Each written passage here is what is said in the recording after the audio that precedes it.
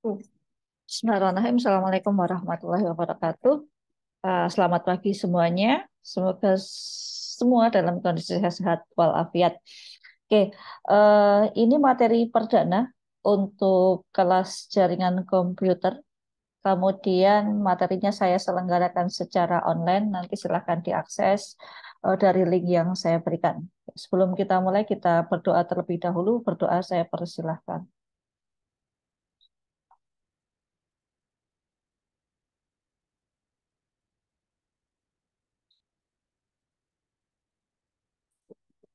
Oke, terima kasih. Semoga suaranya jelas ya untuk penjelasan pada hari ini. Pertama, sebagai materi pembuka, ya, eh, saya ambilkan dari Introduction to Network dari Netakat Academy. Materinya adalah Networking Today. Jadi, bagaimana jaringan yang saat ini ada di dunia. Jadi, khususnya jaringan komputer.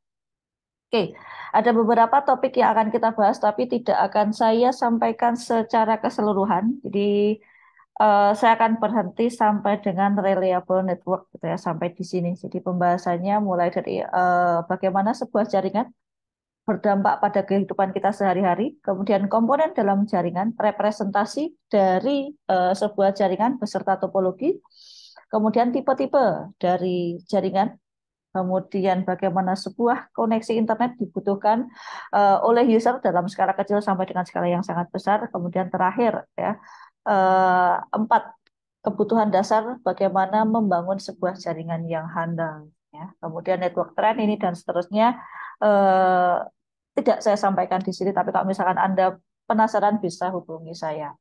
Oke, masuk materi pertama. Materinya sebagian saya translate, sebagian tetap saya biarkan dalam bahasa Inggris.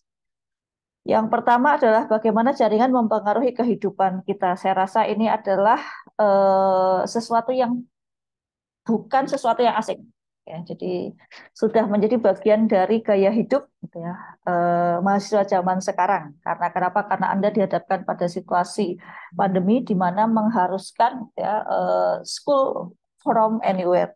Ya, kalau dosen ya berarti work from anywhere WFA itu ya, bukan hanya WFH tapi anywhere. Jadi bekerja itu tidak hanya di rumah, Anda bisa bekerja di ya di kafe, di tempat wisata, bahkan ketika healing, ya, Anda masih dalam tanda kutip ya diminta untuk tetap bekerja. Atau kalau sekolah ya diminta untuk tetap belajar dimanapun berada.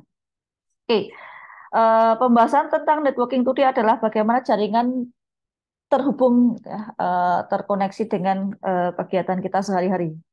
Komunikasi yang merupakan bagian yang sangat penting ya, sebagaimana ya pentingnya kita atau sebagaimana butuhnya kita terhadap ya udara, air, makanan dan seterusnya ya dalam dunia kita sehari-hari dijelaskan bahwa kita bisa menggunakan jaringan. Jadi kalau beberapa waktu yang lalu saya ngisi materi di SMP, salah satu SMP negeri di Gampeng gitu ya. Apa yang kita lakukan ya Mas sama Mbak SMP, berarti adik-adik gitu ya ketika kita bangun tidur gitu ya. Pertama pegang HP gitu ya. Nah, itu tidak jauh beda dengan kita. Ya. Daily activity-nya, kehidupan sehari-harinya dimulai dengan paling tidak kalau pegang HP itu matiin alarm. Itu kan semudah itu kalau anak kos-kosan gitu kan ya. Tapi terlepas dari itu kita tidak jauh-jauh hidup kita tidak jauh-jauh dari gadget, kita tidak jauh-jauh dari komunikasi yang memanfaatkan teknologi internet. Jadi seberapa penting ya sepenting kebutuhan kita terhadap makanan ya, karena sudah menjadi bagian hidup ya. Oke, dalam jaringan yang kita nikmati atau kita lakukan saat ini ya bahwa kita sudah hampir bisa dipastikan gitu ya jaringan itu tanpa batas ya, world without boundaries ya, dunia tanpa batas. Dalam hal ini kita bisa mengakses informasi konten apapun baik buruk gitu ya, nah ini tergantung dari kita. Jadi mahasiswa itu sebenarnya tidak diajarkan bagaimana cara akses gitu ya atau mendapatkan informasi dari internet, bukan itu yang diharapkan, tapi bagaimana kita bisa memfilter karena segala sesuatu itu sudah ada dan tersedia. Filteringnya yang perlu diajari dalam tanda kutip karena kita perlu membedakan ya mana informasi yang benar-benar benar gitu ya. Jadi yang benar itu mana, kemudian mana yang salah dari yang ada di internet. Karena kalau kita misalkan ambil semua materi di internet, apa bedanya dengan orang awam? Nggak ada. Bedanya mahasiswa adalah bisa berpikir kritis bahwa itu materi yang benar, itu materi yang tidak benar dan seterusnya. Sumbernya kalau hadis itu ya sahih itu ya atau hadisnya dhaif. Sama gitu ya. Kalau kita mengakses informasi di internet itu dipastikan mana yang benar gitu ya dan mana yang tidak benar. Itu idealnya menjadi kapasitas mahasiswa minimal gitu ya. Oke. Kondisi jaringan saat ini gitu ya, dunia tanpa batas, dunia maya tanpa batas gitu ya. Bahkan kita bisa menjadi orang lain dalam dunia maya, saking tidak terbatasnya.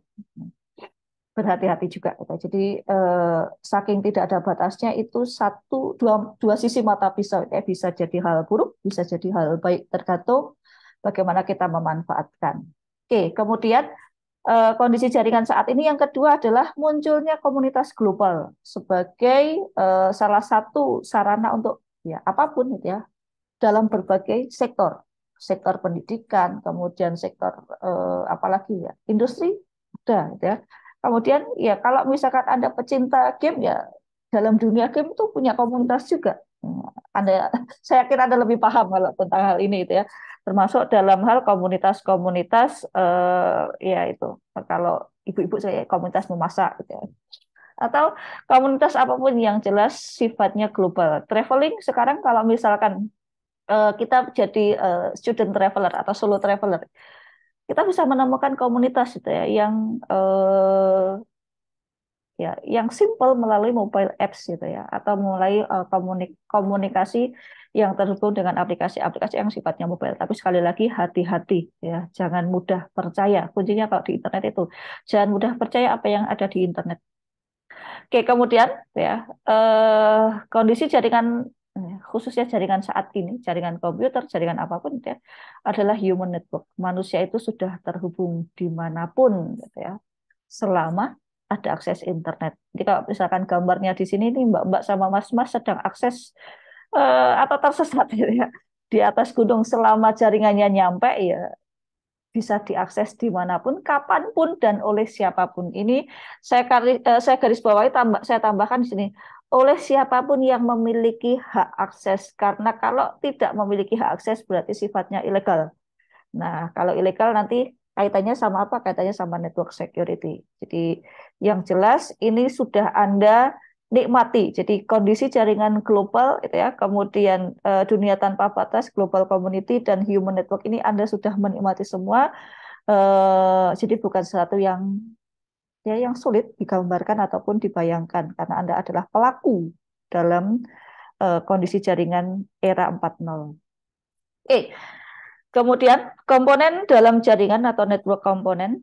Nah, ada istilah yang namanya host. Dalam jaringan itu nanti Anda akan menemukan istilah host. Peran dari host. Sebelum kita masuk ke peran, host itu diwakili oleh komputer. Kalau Anda lihat di sini, sebentar saya ganti ke arah pena. Nah, ini klien sebelah kiri, kemudian ada server. Ini semuanya host komputer.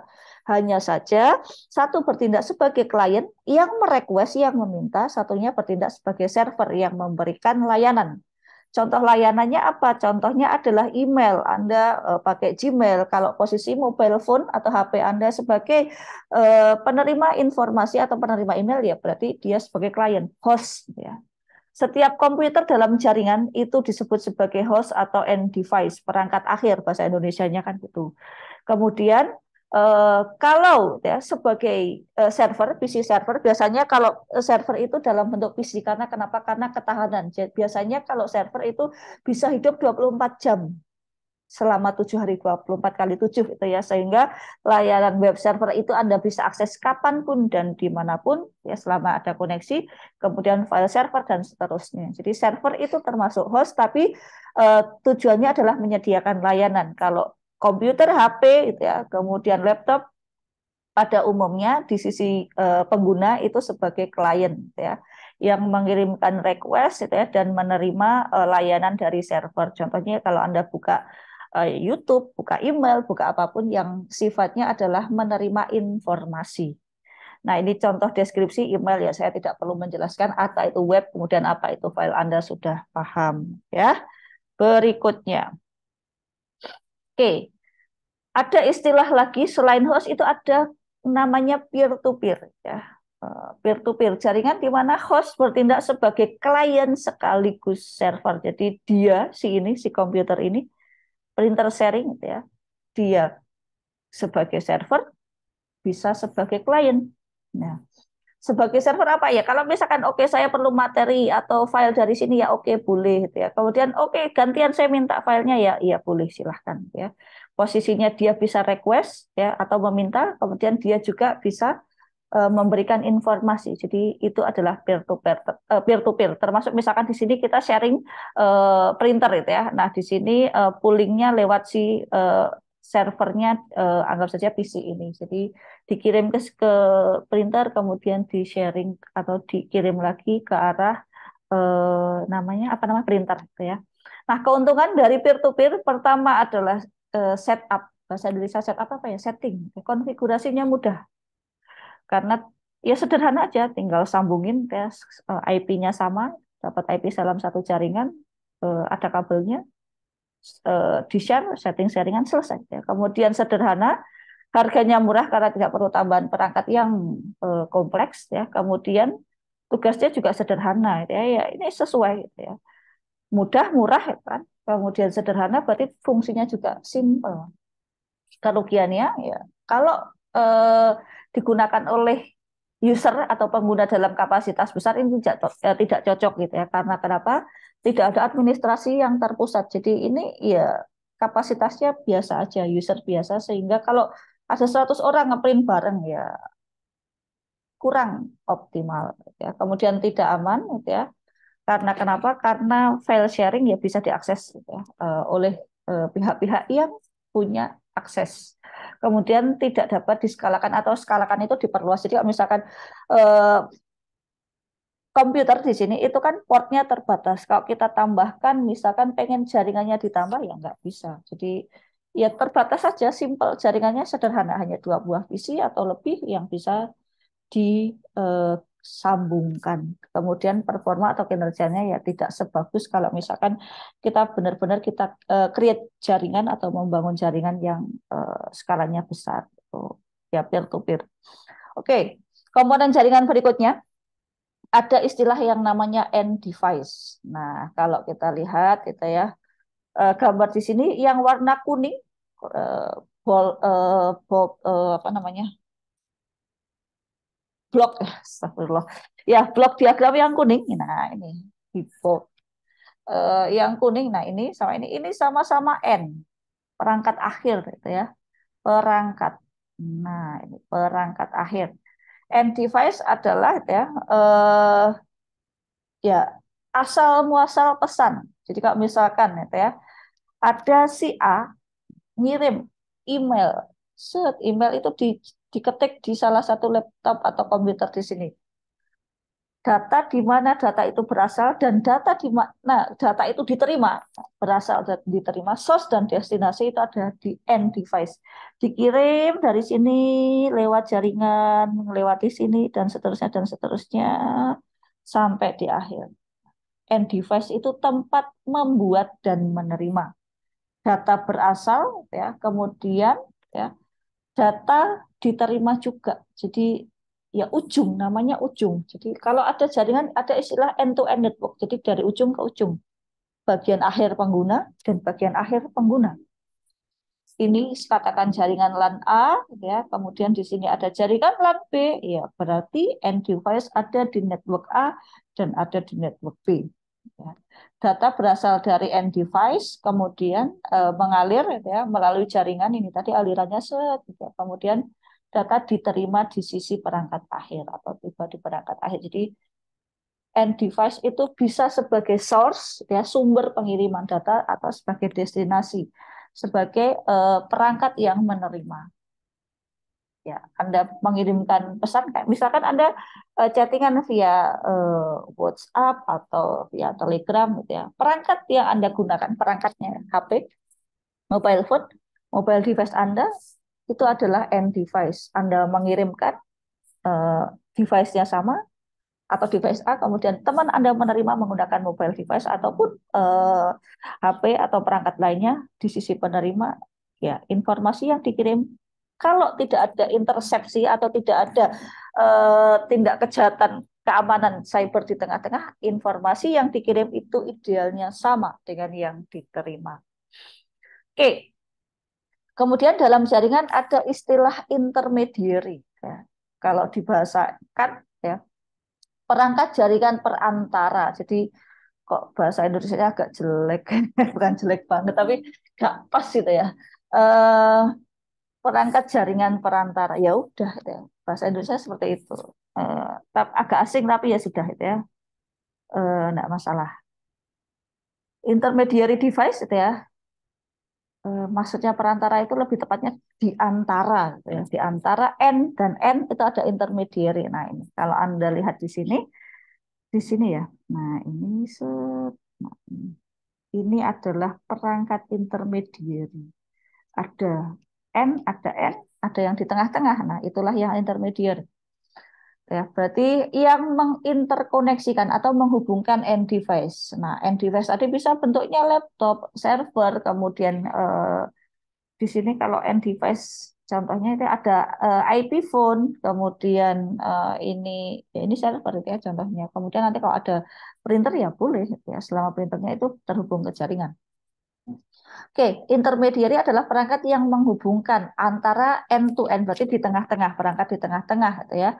Contohnya adalah switch, ya, kemudian wireless access point atau router, gitu ya, kemudian firewall. Nah, gambarnya, representasinya ini adalah contoh dari wireless router itu representasinya seperti ini. Kemudian ini adalah switch, LAN switch, kemudian ini ada multi layer switch. Kenapa disebut multi layer?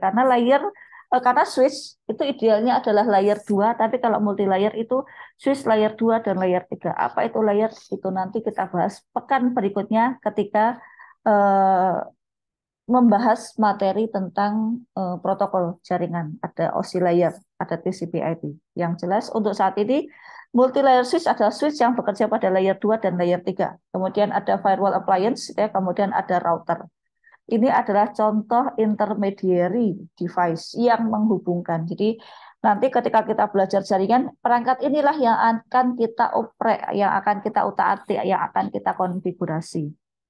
Oke, jadi peran dari intermediary device, nih, salah satunya ini manajemen data ketika data dialirkan dari satu titik ke titik yang lain. Atau kalau di detailkan, pertama adalah regenerasi dan retransmisi. Jadi regenerate and retransmit data signal. Jadi kalau ada data itu apa sih? Data itu bisa data audio, data video, atau data teks. Mudahnya adalah pesan yang kita kirimkan, video yang kita tonton atau video kalau misalkan kayak gini saya sedang rekaman. Nah, datanya itu apa? Datanya ya rekaman suara saya, gambar, video ya dalam bentuk video. Nah, ketika kita ngomongin jaringan bagaimana data itu dikirimkan, nah tugas dari perangkat jaringan intermediary adalah memastikan bahwa data itu bisa dikirimkan. Jadi kalau ada yang gagal perlu retransmisi ya diretransmisi, dikirimkan kembali ya sinyal yang menjadi bagian dari proses pengiriman data. Oke, kemudian memelihara atau mempertahankan informasi tentang jalur. Jadi ada namanya penentuan jalur atau perutan routing. Nah, salah satu tugas perangkat jaringan itu fungsi router itu adalah memelihara atau mempertahankan informasi jalur. Kemudian memberitahu, menotify, ya memberitahu ya perangkat lain kalau misalkan terjadi kesalahan, error gitu ya. Nanti khusus error ada pembahasannya sendiri, jadi error dan kegagalan komunikasi. Misalkan kalau jaringan Anda kan pernah gitu ya failed gitu ya, Anda download tiba-tiba failed. Nah, bagaimana eh, perangkat jaringan yang ada di tengah-tengah gitu ya, yang intermediary itu memberitahu perangkat lain ketika eh, jaringan atau data dalam jaringan itu tidak bisa ditransmisikan. Ya. Entah itu download gagal atau kalau misalkan dalam jaringan itu ada istilah namanya paketnya drop, jadi tidak bisa dikirimkan. Oke, nah Kemudian jaringan berikutnya, tadi ada end device, kemudian ada intermediary. Nah, yang tak kalah penting ini adalah media. Media itu berarti ya media. Eh, Komunikasi di seluruh jaringan dilakukan melalui media yang memungkinkan pesan untuk melakukan perjalanan. Bahasa Indonesia seperti itu. Jadi kalau kita perhatikan jaringan itu kan misalkan ini ada komputer yang tadi peer to peer tadi ya, atau yang lainnya juga boleh. Ini ada apa namanya media. Nah, ini misalkan ada switch itu ya. Kemudian kotak aja ini switch. Nah, nah, oke. Kemudian ini ada router. Nah, ini ada router. Kemudian di sini ada internet. Gitu ya, ini internet. Kemudian di sini ada eh, server. Kira-kira ini adalah servernya. Anggap saja ini server. Oke, itu ya. Di sini media, berarti di sini medianya adalah kabel. Kalau nanti misalkan ini dipanjangkan pakai akses point gitu ya, kemudian di sini ada laptop lagi nyambung secara wireless, berarti medianya adalah yang wireless transmission. Katakan di sini biar kecepatannya tinggi pakainya adalah fiber optik. Ya boleh. Fiber optik itu serat optik, kabel serat optik ya. Kemudian di sini ya tergantung dari providernya Anda pakai apa, pakai serat optik boleh.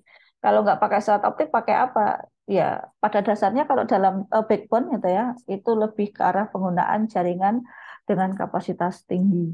Jadi kalau yang pakai copper pada umumnya adalah jaringan LAN. Misalkan dari sini ada jaringan LAN itu adalah local area network gitu ya LAN. Laptop gitu. Kalau Anda di kampus, nah kemudian colok kabel masih ada yang colok kabel di lab colok kabel itu ya itu namanya pakai medianya adalah media kabel. Kemudian fiber optik gitu ya. Ini media biasanya untuk back end. Back end system itu sistem di balik layar ya. Kemudian ada lagi wireless. Nah, ini yang sering dipakai kalau usernya banyak di kampus, rata-rata pakainya wireless karena apa? Karena mendukung mobilitas media. Jadi network medianya adalah wireless atau nirkabel. Oke. Kemudian representasi dari sebuah jaringan termasuk jenis-jenis topologi. Topologi nanti ada dua. Oke, network diagram.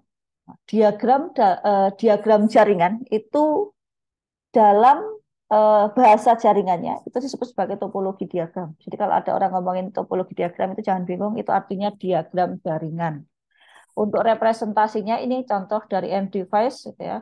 Ada desktop gitu ya, kemudian laptop, ada printer, kemudian telepresence endpoint itu kalau di kampus di, di prodi belum ada, tapi di Univ ada. Jadi kalau kita teleconference itu ada salah satu device yang fungsinya untuk ya memunculkan gambar gitu ya, memunculkan gambar peserta.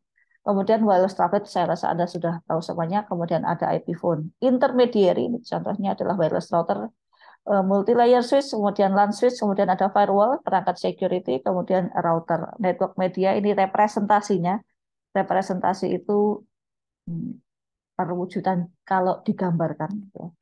Kira-kira seperti ini. Ada wireless, ada local area network media, ada wide area network media. Kemudian ada istilah lagi nanti network interface card, port gitu ya. Kemudian ada physical port, kemudian ada interface. Kemudian ada orang yang nyebut port itu dengan interface ya enggak apa-apa. Boleh-boleh saja. Jadi eh, nanti kalau pas ke lab kita tunjukkan mana itu interface card gitu ya. Oke, kemudian nah berikutnya topologi diagram. Topologi diagram dalam jaringan itu terbagi menjadi dua.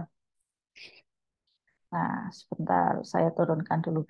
Ada istilah physical topologi, topologi fisik. Ya, diagram topologi fisik menggambarkan lokasi fisik perangkat, ya. Perangkat perantara berarti lokasi switch-nya ada di mana. Misalkan ada di eh, server, kalau ada rak server, berarti ada di rak server.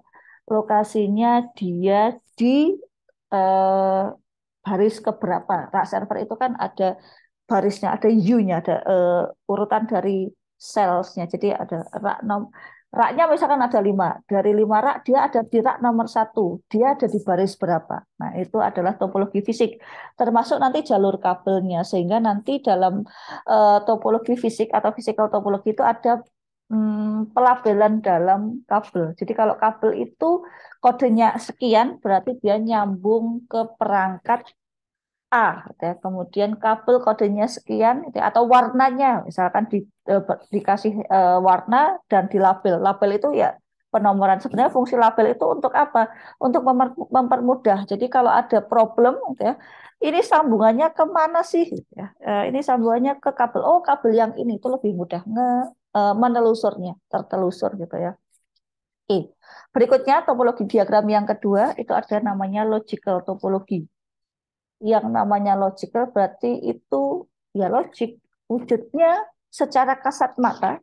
Ya. Kalau orang awam nggak kelihatan. Beda kalau yang fisikal tadi. Orang awam bisa melihat. Orang awam itu dalam hal ini bukan network engineer itu ya, bukan teknisinya, bukan orang IT-nya. Itu bisa melihat logiknya. Oh, perangkat switch ini ada di rak baris nomor 1, rak nomor 1. Jadi raknya ada 4 atau 5, dia ada di barisan paling atas misalkan, atau barisan paling bawah. Fisiknya kelihatan.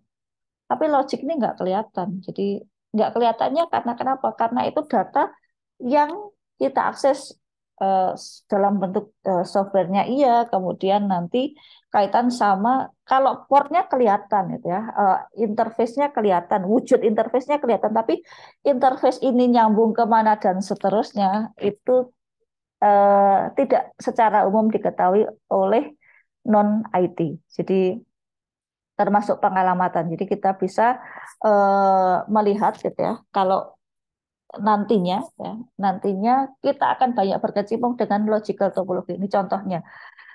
Ada internet ya, orang internet ya, oke semuanya bisa tahu ya. Kemudian perangkat router, orang tahu oh itu adalah perangkat router. Tapi router itu kan punya yang namanya interface, punya port.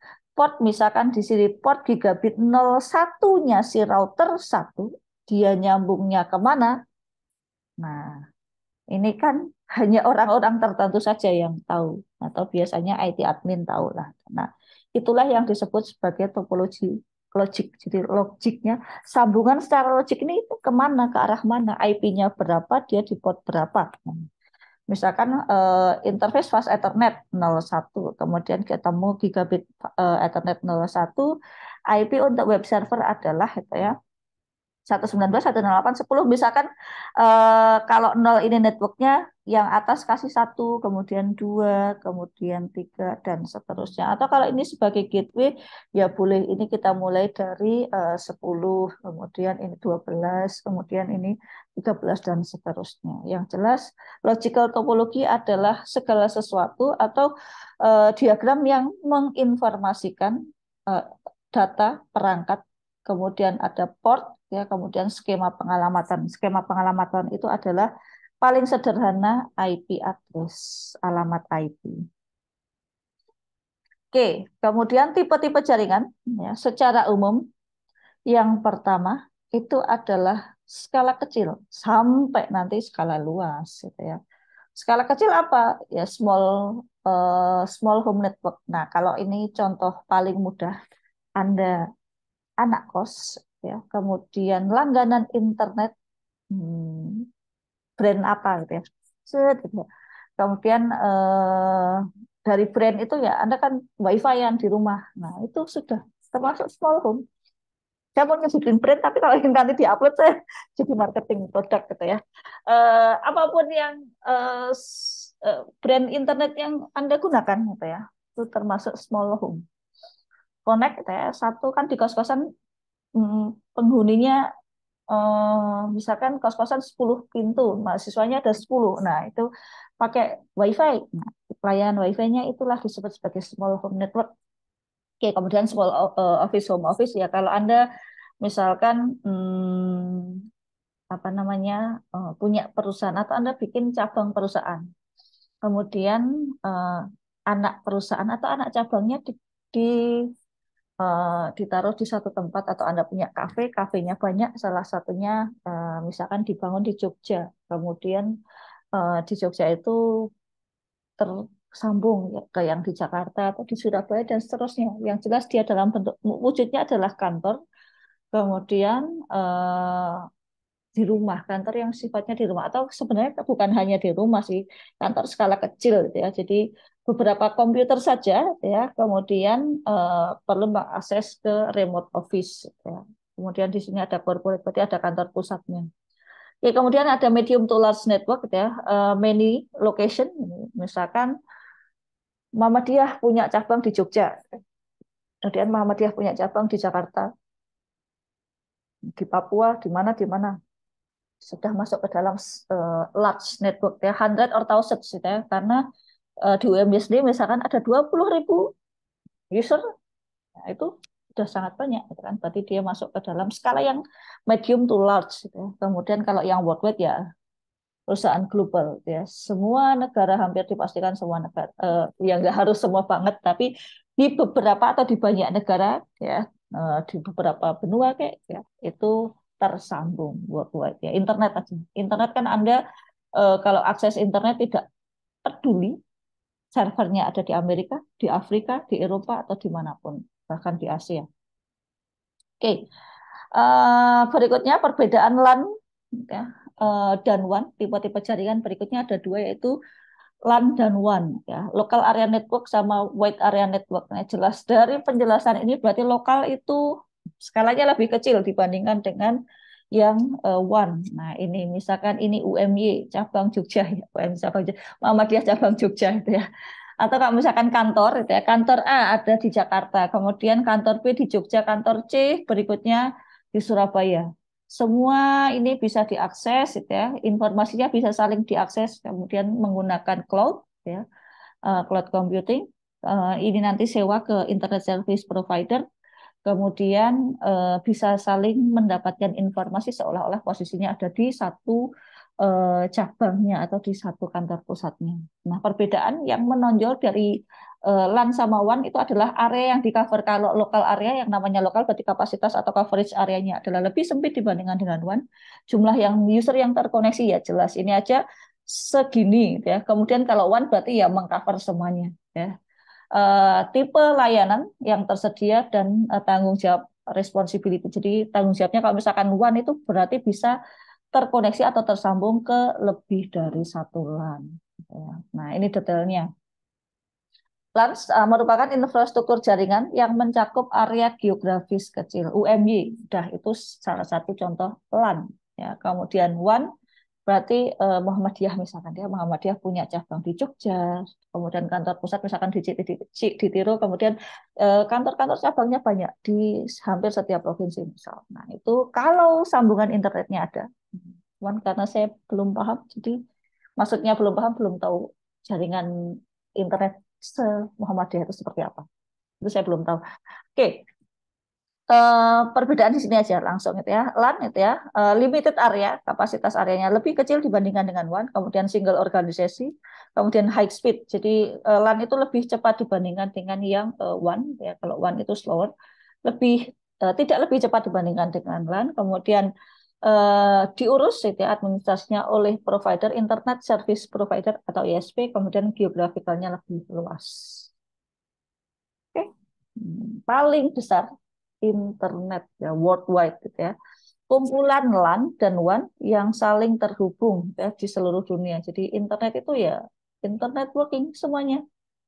Ya, ada jaringan sekolah, ada jaringan perumahan, rumah sakit, pemerintah, bisnis dan seterusnya. Nah, siapa pemilik internet? Nah, internet itu tidak dimiliki oleh individual ataupun grup, gitu ya, tapi grup itu maksudnya miliknya si kelompok A itu enggak gitu. Jadi internet itu di manage gitu ya oleh ada namanya IETF Internet Engineering Task Force, kemudian ada bacanya apa? ICANN. ICANN itu ya Internet Corporation for Assignment Assigned Names and Numbers ya inilah ya ICANN. Kemudian ada IAB Internet Architecture Board. Jadi ini adalah pihak-pihak bukan orang ya, pihak-pihak yang mengurusi dan mengelola struktur dari internet. Oke, kemudian ada lagi istilah internet, extranet, sama intra. Kalau penjelasan ini terlalu panjang ya baca, lihat di sini aja. Ya. Intranet berarti ya, lebih kecil. Extranet, nah ini supplier, customer, kolaborator. Nah, internet ini worldwide. Jadi mengcover semua yang ada di sini itu internet. Kalau internet ya lokal aja, semacam LAN itu ya, lokal, tapi khusus urusan internal. Kemudian kalau extranet itu berarti ada customernya. Dalam hal ini berarti tidak hanya karyawan perusahaan itu aja, melibatkan pihak-pihak luar yang eh, ya yang bekerja sama. Misalkan kalau perusahaan A perlu supplier bahan bakar misalkan ya, suppliernya bisa akses jaringan atau bisa akses informasi itu termasuk extranet. Kalau internet ya sudah menghubungkan ya semuanya. Oke, bahasan berikutnya eh, koneksi internet. Nah, ini ada dalam akses internet ya, itu ada pengguna skala kecil sampai dengan pengguna skala besar. Intinya itu aja. Pengguna skala kecil itu adalah home user, kita-kita ini ya, pengguna skala rumahan ya. Kemudian small office yang Soho tadi atau organisasi. Nah, organisasi itu contohnya ya kampus, kemudian perusahaan, kemudian lembaga-lembaga yang ya organisasi itu ya, yang jelas dia eh, penggunanya banyak. Kemudian kalau business class interconnection ya biasanya sudah skalanya masif gitu ya, penggunanya sudah sangat banyak. Oke, dari yang paling kecil dulu ada home and small office internet connection. Nah, jenis-jenis koneksi internetnya yang bisa digunakan oleh home and small office. Nah, internet kabel ya. Ini bandwidth-nya besar, kemudian selalu always on, selalu bisa diakses ya, selalu nyala. Kemudian internet offered by cable television service provider ya. Ini ada, cuman saya tidak sebutkan brandnya. Ada di Indonesia sudah banyak ya. FTTH ada istilah namanya fiber to the home. Jadi sampai dengan rumah itu akses networknya, akses network aksesnya, jadi kabelnya itu sudah fiber optik. Ya, lebih apa? Keuntungannya adalah lebih cepat dan lebih stabil. Kemudian ada istilah DSL, Digital Subscriber Line, ya, high bandwidth dan seterusnya ini dibaca. Seluler itu kalau Anda atau kita pakai HP, mobile phone itu kan aksesnya seluler, ada 3G, 4G, 5G, 6G dan seterusnya itu adalah teknologi seluler. Kemudian ada lagi satelit. Kapan ini pakai satelit? Untuk jangkauan yang sangat jauh gitu ya. Misalkan Indonesia masih pakai ya masih gitu ya. Untuk daerah-daerah mohon maaf yang terpencil gitu ya, yang aksesnya tidak tercover oleh BTS gitu ya, broadband, maka aksesnya via satelit. Karena kenapa? Karena satelit itu kan ditembak ke atas, jadi coverage-nya lebih luas. Konsekuensinya apa? Mahal ya. Tapi major benefitnya untuk rural area ini, daerah-daerah yang mohon maaf terpencil itu ya, jadinya akses tidak ada BTS, kemudian kabel fiber tidak nyampe ya pakainya satelit. Kemudian ini dial up gitu ya. Ini sudah mulai jarang digunakan. Berikutnya untuk skala lebih besar yang bisnis ya, internet level bisnis. Ciri-cirinya adalah bandwidth-nya biasanya lebih tinggi. Nah, katakan UMB aja, dia sudah masuk skala bisnis. Kenapa? Ya, usernya banyak, bandwidth-nya pasti besar. Anggap saja Anda streaming kayak gini, ya. Satu orang 1 mega, kalikan 20 ribu mahasiswa, atau 5.000 lah konkarennya. Konkaren itu pada saat bersamaan ada 5.000 mahasiswa yang akses. Berarti 5.000 kali 1 mega. Ya, berapa? Dihitung aja satuannya ya. Dedicated connection jadi punya jalur tersendiri, kemudian ada manage service-nya, ada yang memanage jadi service-nya tergantung kita di UMB ini pakai layanan dari provider apa. Oke, tipe-tipenya ada dedicated list line ya. Berarti ada jalurnya benar-benar di UMB itu ada jalur kabel yang masuk ke eh, ruang servernya. Kemudian ada lagi Ethernet WAN, Wide Area Network gitu ya. Kemudian ada DSL, ini tipe pilihan ya. Jadi bisa salah satu, salah dua ataupun dipilih semua. Cuman kalau sampai dengan satelit ini biasanya ke bisnis-bisnis yang memang membutuh atau digunakan untuk bisnis yang areanya itu area-area yang tidak tercover oleh dedicated land. Jadi ada nggak bisnisnya Pak? Ini ada daerah-daerah tambang atau daerah-daerah yang memang bisnisnya itu luas banget gitu ya. Kemudian ya tidak tercover oleh jaringan yang jaringan kabel, ya, BTS, gitu ya, dan seterusnya. Jadi daerah yang memang perlu satelit.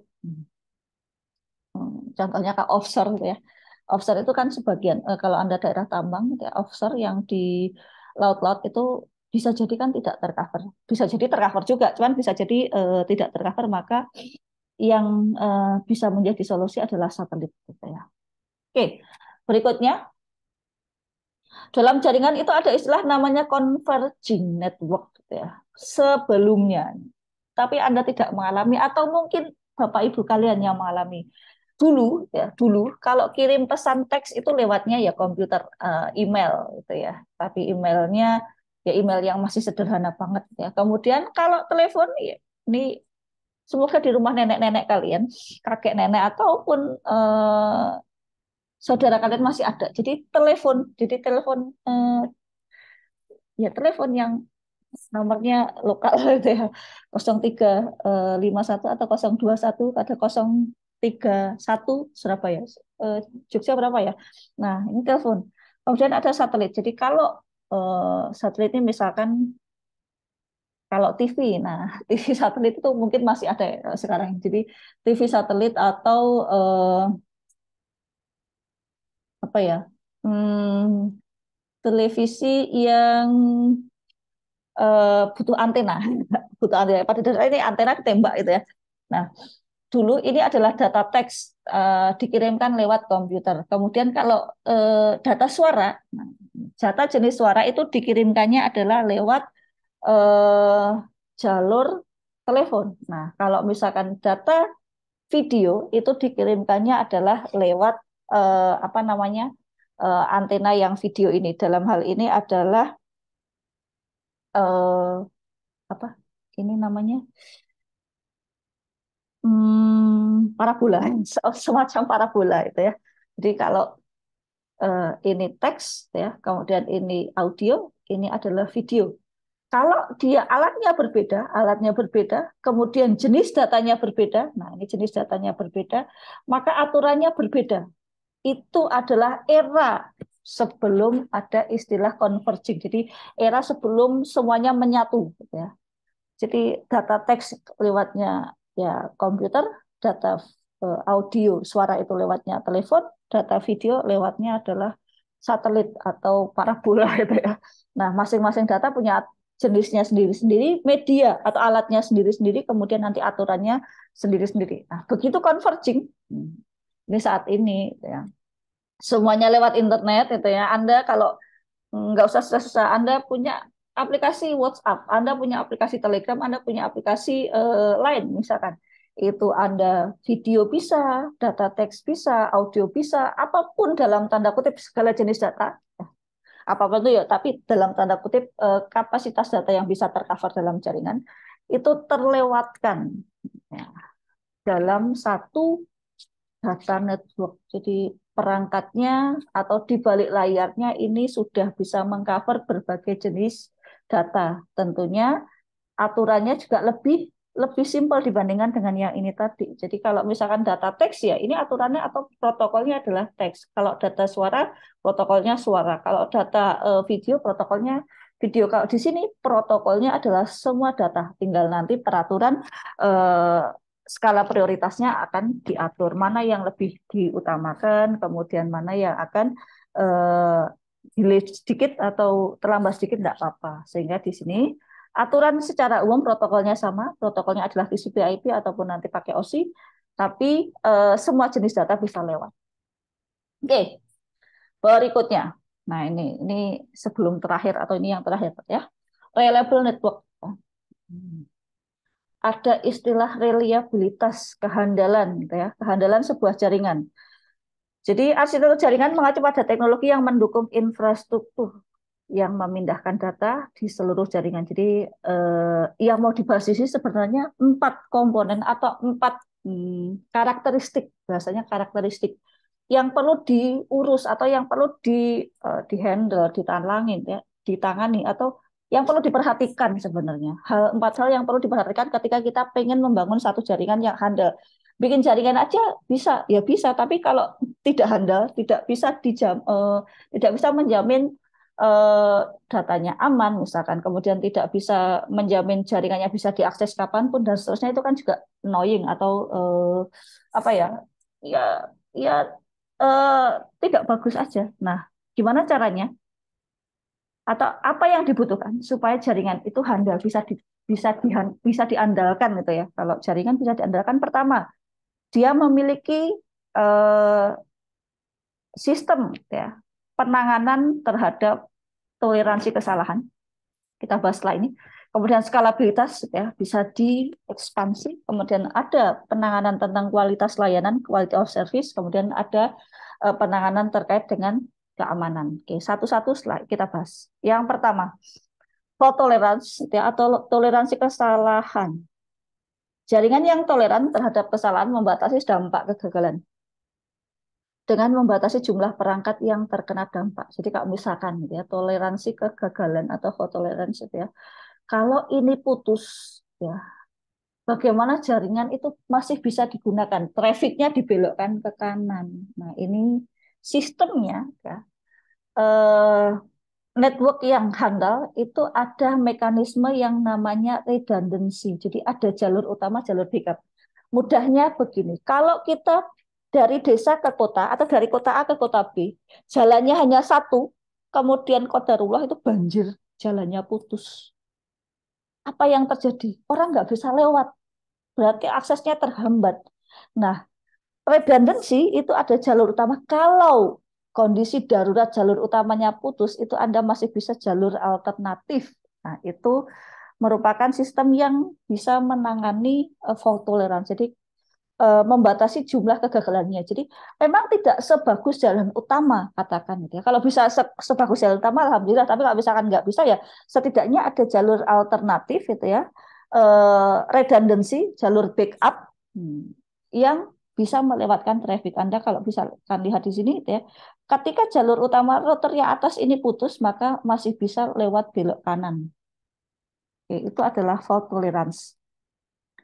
Yang kedua, skalabilitas ya, berkaitan dengan ekspansi. Bagaimana ketika misalkan Anda punya perusahaan, Anda seorang bos punya perusahaan, ya, sudah bangun cabang di Jakarta, kemudian di Jogja juga sudah, tapi Anda merasa, oh saya perlu bangun di Surabaya, di mana Anda ketika melakukan perluasan ekspansi skalabilitas, yang di Jakarta, yang di Jogja ini tetap jalan, jangan sampai mengganggu sistem yang sudah existing. Sistem yang sudah jalan biarkan saja, tetap jalan, kemudian diekspansi, diskalabilitas gitu ya. Diperluas gitu ya. Diperluas dengan tidak mengganggu sistem yang existing. Itu termasuk salah satu aspek atau karakteristik yang dibutuhkan untuk memastikan jaringan itu handal. Jadi tadi handal itu yang pertama bisa diakses kapanpun.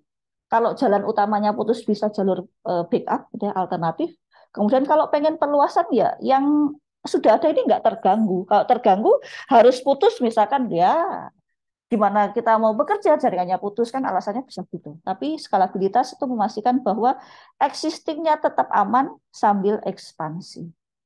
Yang ketiga, kualitas layanan. Nah, kualitas layanan itu berkaitan dengan kalau Anda biasanya kan diminta rating gitu ya. Kalau Anda sudah video call, nah bahasa mudah kita ketika kita video call dikasih rating bintangnya berapa? Itu quality of service dari sisi user. Jadi quality of experience namanya QoE. Jadi uh, maaf bukan quality of service tapi itu namanya QoE, quality of experience. Jadi berdasarkan pengalaman user, layanannya tadi seperti apa? Itu QoE. Nah, kalau dari sisi sistemnya itu QoS. Jadi tolong perhatikan ralatnya ya. Kalau kita diminta ngasih bintang itu adalah QoE, quality of experience. Kemudian kalau dari sisi jaminan kualitas sistem, karena kita membahas tentang sistem, itu adalah QoS namanya, quality of service. Jadi memastikan ya reliabilitas dari pengiriman datanya itu tercapai. Data suara biasanya punya kualitas atau prioritas, gitu ya, skala prioritas untuk kualitas lebih tinggi. Jadi salah satu cara untuk menjaga quality of service itu adalah menentukan skala prioritas. gimana ceritanya supaya layanannya bagus atau kualitas layanannya bagus, maka data suara itu prioritasnya lebih tinggi dari data teks. Data teks Anda akses web itu agak melungkar-melungkar sedikit, ada agak delay-delay dikit, enggak apa-apa. Tapi kalau data suara, saya mau makan, misalkan suaranya jadi agak-agak tersendat-sendat, kan ini mau tadi bicara apa atau ini bilang apa, itu kan kurang jelas. Jadi penentuan prioritas itu adalah salah satu trik dari penentuan quality of service, penentuan kualitas layanan. Secara umum seperti itu. Oke, kemudian yang terakhir itu ya keamanan. Nah, ini penting gitu ya. Keamanan data. Dua ini ya, main types of network security. Yang pertama adalah infrastruktur ya, infrastrukturnya jadi fisiknya aman. Jadi tidak semua orang itu boleh masuk ke ruang server. Itu yang benar. Tidak semua orang boleh masuk ke data center karena kenapa? Itu data center tempat untuk menyimpan data, pusat data. Ya kalau sembarangan orang bisa akses, sembarangan orang ternyata orangnya tidak baik, ya itu bahaya. Physical security, termasuk physical security nanti adalah alarm, kemudian fingerprint, kemudian CCTV. Jadi siapa saja yang masuk ke ruangan itu akan terekam gitu ya. Kalau misalkan sudah terekam berarti di situ akan muncul kalau ada apa-apa ini orang yang bertanggung jawab ya. Kemudian preventing unauthorized access device. Jadi yang punya ID card saja atau yang punya sidik jari saja gitu ya, yang boleh masuk ke ruangan ya. Penting ya, benar penting gitu ya. Satpam penting iya. Karena kalau satpamnya bisa di namanya ada social engineering gitu ya. Pak, ya, saya kasih traktir, saya kasih uang 1 juta, saya boleh masuk ya. Nah, itu juga social engineering. Jadi hmm, aslinya nggak boleh, gitu ya. Tapi ada oknum yang memperbolehkan, itu termasuk sudah security ya, jadi sudah terbobol satu lapis gitu ya. Oke, kemudian ada information security. Nah, ini berkaitan dengan data. Bagaimana data itu ditransmisikan dalam jaringan secara aman. Nah, maksudnya apa? Ditransmisikan secara aman. Misalkan Anda transfer uang 100.000, tapi di tengah-tengah ada hacker yang mengubah itu ya. Yang ditransfer nggak 100, tapi nolnya nambah 1. Nah, sedih kan? Saldonya jadi kurang gitu ya. Jadi informasi datanya yang diamankan, termasuk misalkan data pengguna bank, data bank. Jadi semua transaksi kita akan terlihat. Jadi ketahuan track record kita dari transaksi. Nah, itu juga kalau sampai itu bocor, gitu ya, data itu bocor, termasuk sebenarnya adalah informasi rahasia yang Indonesia, tapi Bismillah aja, gitu ya.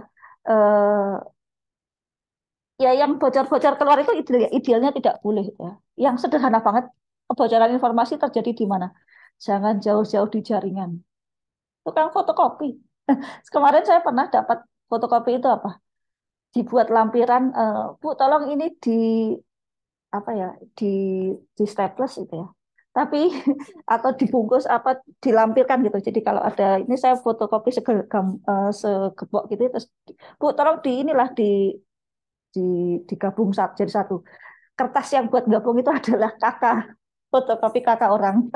Ya sudah, itu adalah perlindungan terhadap informasinya tidak secure, tapi ya sudah ya. Oke, kemudian 3 tujuan utama dari network security adalah kerahasiaan, confidentiality, gitu ya, kerahasiaan data. Hanya orang-orang yang punya ya rahasia, ya, informasi yang sifatnya rahasia itu ya rahasia, bukan rahasia umum ya. Confidential itu berarti memang rahasia, benar-benar rahasia. Hanya orang yang punya akses aja yang bisa mendapatkan informasi. Jadi kalau misalkan Anda KRS punya punya username, punya password, sifatnya itu rahasia, tidak boleh diakses atau oleh temannya. Nanti KRS Anda diubah misalkan ya, itu bahaya. Kemudian integrity ya berarti memastikan bahwa data tidak berubah selama proses transmisi data. Jadi misalkan tadi Anda transfer 100.000, tiba-tiba nolnya nambah atau nolnya kurang, kan tidak sesuai. Itu integrity, memastikan data tidak berubah. Kalau confidentiality rahasia, hanya pihak-pihak terkait saja yang boleh akses.